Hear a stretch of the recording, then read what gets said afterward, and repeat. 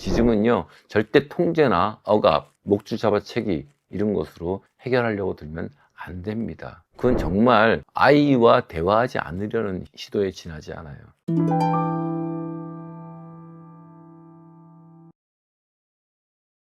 안녕하세요. 국외원 소장 김종규입니다. 오늘은 지즘에 관한 얘기를 하려고 합니다. 지즘 방지 훈련이라는 게 있죠. 이 내용을 긴급 이슈 점검에서 다룰지 아니면 강아지 기르는 법에서 다룰지 고민을 많이 했어요. 근데 요즘 너무나 많은 잘못된 지즘 문제 해결 영상이 많아서 안타까운 마음에 긴급 이슈 점검에서 다루기로 했습니다. 카메라 앞에 앉아서 먼저 이렇게 묻겠습니다. 강아지는 왜 짖을까요? 짖음은 문제 행동일까요?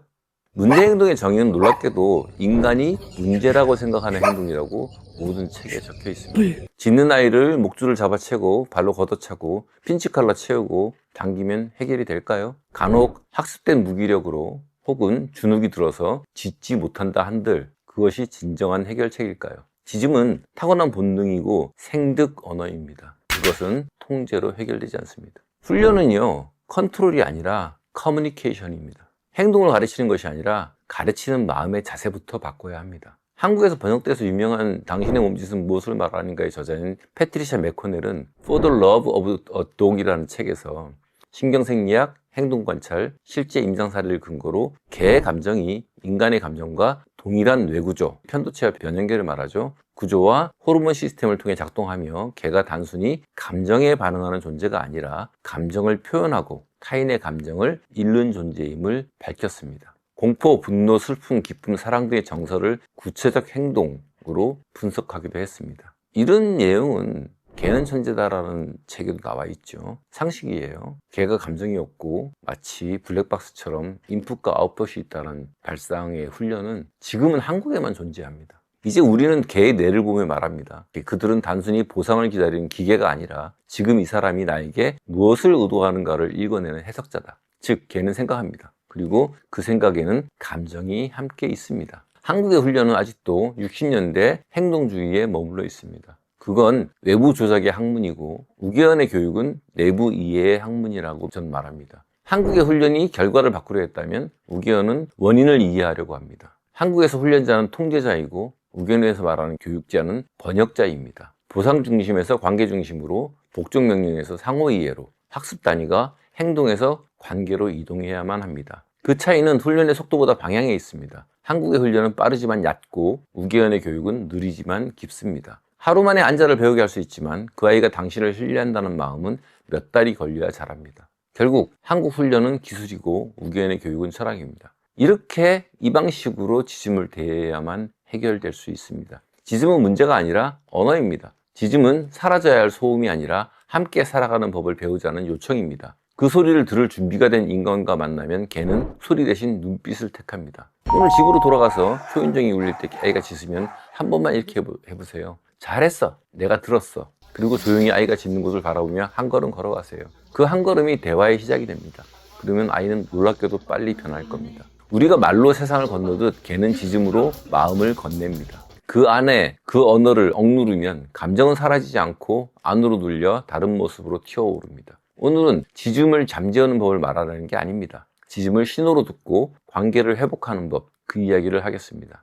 짖음은 문제가 아니라 언어며 통제가 아닌 관계 맺음이고 이해해야 해결될 커뮤니케이션의 문제입니다. 먼저 짖음을 가장 정교하게 설명한 책 한 권을 소개하겠습니다. 투리드 루가스의 바킹, 소리의 언어입니다. 원제목은 바킹, 사운드 오브 랭귀지입니다. 이 책은 짖음을 행동 교정의 대상이 아니라 의사소통의 언어로 정의한 현대 행동학의 전환점이 된 저작입니다. 저자인 투리드 루가스는 노르웨이의 대표적인 행동 전문가이자 카밍 시그널 이론의 창시자입니다. 그녀는 수십 년간 전 세계 반려견과 보호자를 대상으로 한 워크숍과 세미나를 통해 개는 행동으로 말한다라는 철학을 확립했습니다. 바킹은 그녀의 캐밍 시그널 이후로 추가된 후속 저작으로 짖음이 소음이 아니라 언어로 이해해야 된다는 새로운 관점을 제시했었습니다. 루가스는 이 책에서 짖음을 6가지 유형으로 분류했습니다. 첫 번째, 알람 바킹, 경계 짖음이라고 번역되는 것이고요. 두 번째는 피어 바킹, 불안 짖음이라고 번역되는데 약간의 두려움, 짖음 이렇게 해석할 수 있겠죠. 세 번째는 excitement 바킹, 흥분 짖음을 말했고요. 네 번째는 attention seeking 바킹, 주의와 탐색, 그래서 주의 요청 짖음이라고 번역했습니다. 그 다음에 로니 아이솔레이션 바킹, 외로움과 분리불안지즘, 마지막으로 플레이 바킹, 놀이지즘, 이렇게 6가지로 분류를 했습니다. 지즘을 멈추게 하는 대신에 들어라, 루가스는 조용히 해라는 명령이 문제를 악화시킨다고 말합니다. 보호자가 긴장하면 개의 교감신경이 자극되어 지짐이 더 커지기 때문입니다. 따라서 지짐의 교정의 핵심은 환경조정과 감정 안정이라고 얘기합니다. 루가스는 개가 인간의 정서를 실시간으로 감지한다고 봅니다. 이건 과학적으로 증명되어 있어요. 개가 인간의 감정을 모방하고 따라하는 것은 3초가 걸립니다. 3초 만에 똑같은 감정 상태를 유지해요. 보호자가 흥분하거나 불안하면 개의 지짐은 늘어납니다. 왜냐? 개도 흥분하고 불안하거든요. 반대로 침착하고 낮은 톤의 목소리는 개의 자율신경계를 안정시킵니다. 즉 지짐은 보호자의 자기 조절 훈련에서도 시작된다고 말합니다. 그래서 이 책에서 말하는 것들 중에서 오늘 우리 강의 주제와 관련해서 지짐에 대한 분석을 하려고 합니다. 프리드 루가스의 지짐과 우계현에서 말하는 지짐의 종류, 그리고 그 대응법을 설명드리겠습니다. 먼저 경계지짐. 핵심은 위험 자극에 대한 반응이므로 억제하지 않는다. 이 내용은 루가스 책에서 나오는 거예요. 첫 번째 루가스 책을 소개하고 우견의 얘기를 하겠습니다. 낯선 사람의 소리에 대해 괜찮아라고 차분하게 말하면서 자극을 시각적으로 차단한다. 개가 멈추면 조용히 칭찬하되 흥분시키지 않는다 라고 설명합니다. 경계지짐에 대해서는 우견은 이렇게 말합니다. 아이고, 넌 누구야? 어이구 이뻐. 아이고 이뻐. 왔어. 손이 왔어. 손이 왔어. 누군가 냄새 맡아? 손이야. 엄마가 경계하는 소리를 알고서 애들이 지금 그렇죠.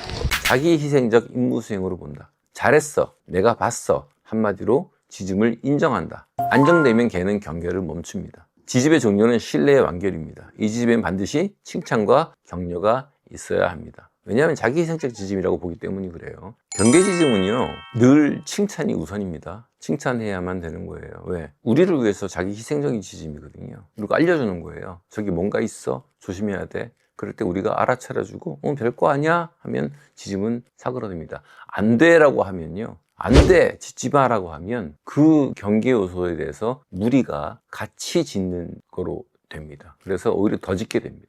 경계지짐인 경우는 반드시 칭찬하고 알아차렸다고 말해주고 별거 아니요라고 하면 사그러집니다. 두 번째 불안지짐이 있어요.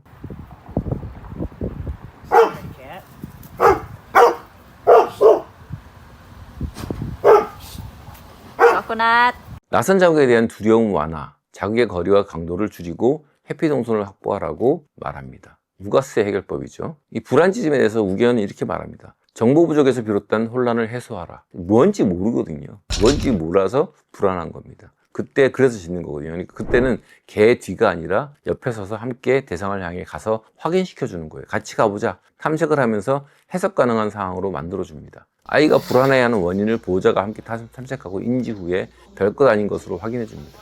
보호자의 감정적 동요가 없어가야 하고 별것이 아닌데 나도 알아차렸다고 알려주는 것이 중요합니다. 불안지즘은요, 불안해서 짖는 거죠. 그럼 불안지즘 한 애는 어떻게 해야 돼요?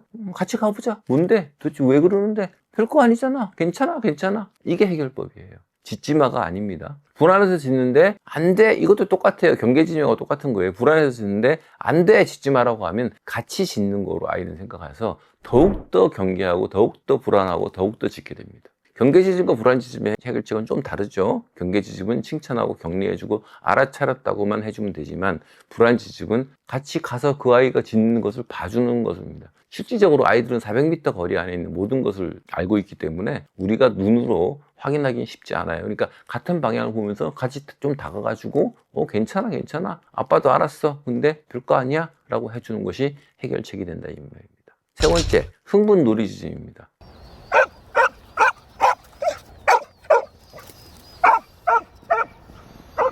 아이고 좋아. 흥분놀이지는 마킹의 책에서는 긍정적 감정의 과잉이고 억제하지 않고 진정 시간을 제공하면 한다. 놀이 중 지짐이 과도하면 잠시 휴식한다. 조용해지면 다시 놀이를 시작해 균형을 배운다라고 되어 있습니다. 우견에서는 흥분놀이 지짐을 호메오스테시스로 봅니다. 다시 말하면 항상성 유지, 즉 이런 거죠. 우리가 금메달을 따면 울어요. 왜 울까요? 너무 기쁘거든요. 너무 기쁘니까 평소에 우리 몸이 유지하고 있는 항상성을 벗어납니다. 그러니까 그 벗어나기 위한 방편으로 우는 거예요.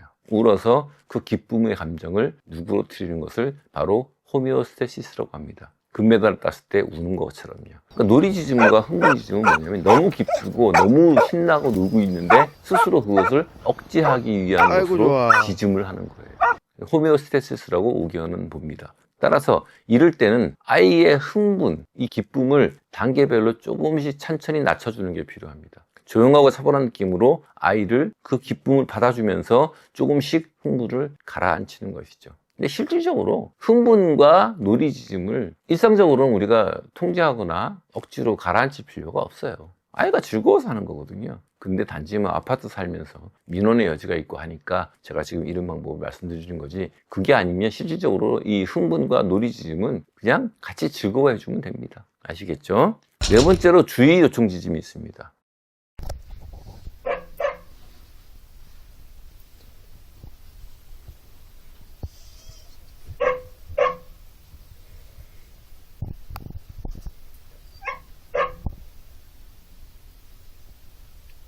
바킹에서는 강화된 습관 지짐일 수 있다고 보고요. 즉각적인 반응을 피하고 조용한 순간을 포착해 보상하고 일관된 무시와 선택적 보상으로 행동을 수정한다고 되어 있습니다. 주의 요청 지짐은 그냥 일정한 톤으로 계속 짖는 걸 말해요. 유교원에서는 이것을 무리의 단절 신호로 봅니다. 응답을 통해 관계를 회복시켜야 된다고 생각하는 거죠. 나 여기 있어, 잘 들려. 음성이나 시선으로 응답하면 짖음이 멈춥니다. 이 아이의 요구에 민감하게 반응해야 됩니다. 주인 없는 집에서 하루 종일 짖는 아이들은 바로 무리의 단절에 대한 짖음, 이것을 말하는 겁니다. 이것은 분리불안과 단절이 합쳐진 상태로 봅니다. 그러니까 주의 요청 짖음은요, 주의를 주면 돼요.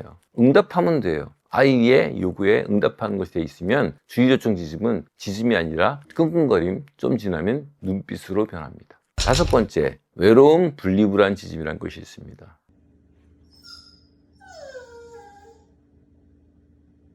로키야 괜찮아. 기다려. 오 그랬어. 오 뭐가 불안해 애기야. 금방 오실 건데 아빠는. 응? 우리 로키가.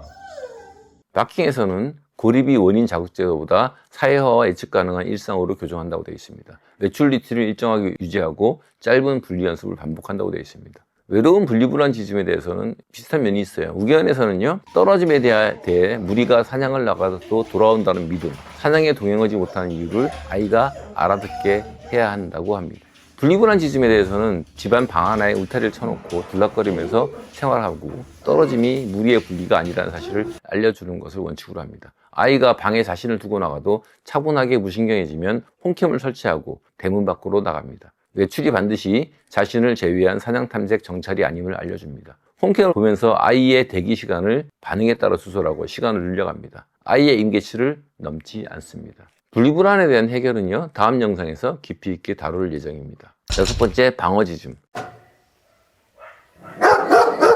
Привет.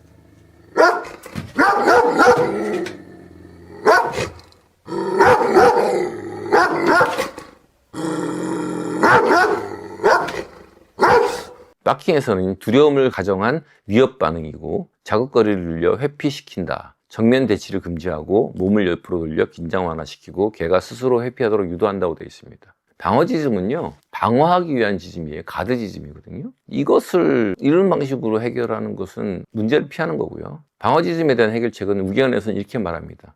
리더가 나서라. 쉽게 말하면 너가 방어할 일이 아니고 내가 알아서 할 거니까 너는 가만히 있어도 돼라는 신호를 주는 겁니다. 그래서 보호자는 즉시 개 앞에 서서 시선을 아이가 방어하는 대상에 집중하시고요. 낮은 톤으로 괜찮아, 내가 처리한다 라고 얘기합니다. 이것이 리더십 회수라고 동물 행동에서 말하는 거죠. 개는 리더의 개입을 확인하면 스스로 물러나게 돼 있습니다.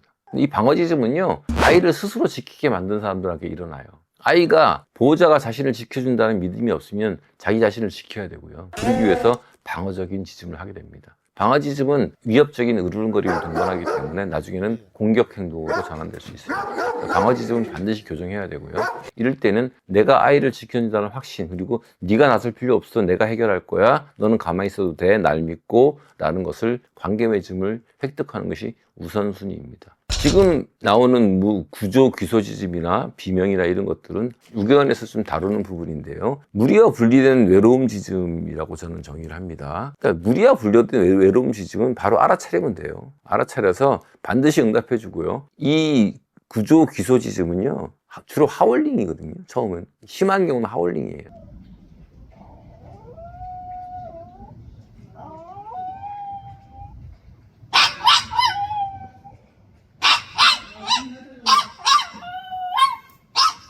하울링에서 좀 알아차려준 애들은 지짐으로 되고요. 그 다음에는 끙끙거림, 아니면 신음소리, 피리소리, 낮은 신음 등으로 표현됩니다. 이것이 이 하울링을 사용하는 법이 있어요. 걔들이 하울링을 딱 들어보면 저 같은 사람은 몇 미터 밖에 어떤 대상이 있고 거리가 얼만큼이고 방향이 어딘지를 알 수 있습니다. 하울링의 소리를 들어보면 그 하울링에서 아이들이 얘기해요. 어느 정도 거리에 무엇인가 있고 그것이 어떤 대상이고 하는 것을 다 표현합니다. 이 구조 기소 지짐에서 아이들의 하울링은요, 보호자와의 거리예요. 거리가 멀면 하울링을 합니다. 원래 정상적으로는 굉장히 멀어야 하울링을 해야 되는데, 이게 응답받지 못한 애들은 조금만 떨어져도 하울링을 하죠. 응답을 많이 받은 애들은 구조 기소 지짐일 때 거리에 대비해서 씁니다. 아주 먼 거리는 하울링을 쓰고요. 좀 가까우면 짖고요. 그리고 더 가까우면 낑낑거리고요. 더 가까우면 피리 소리를 내고, 더 가까우면 신음 소리를 내고, 마지막으로는 눈빛입니다. 구조 기소 지짐은요, 지짐이 아니라 하울링이고요. 단계별로 소리가 다 다르고, 그 단계별로 소리가 다 다른 것은 바로 보호자와의 거리입니다. 근데 거리가 가까운데도 하울링을 한다? 전혀 응답하지 않았다는 얘기예요. 이 부분은 응답함으로써 해결할 수 있습니다. 마지막으로 비명 지짐이 있어요.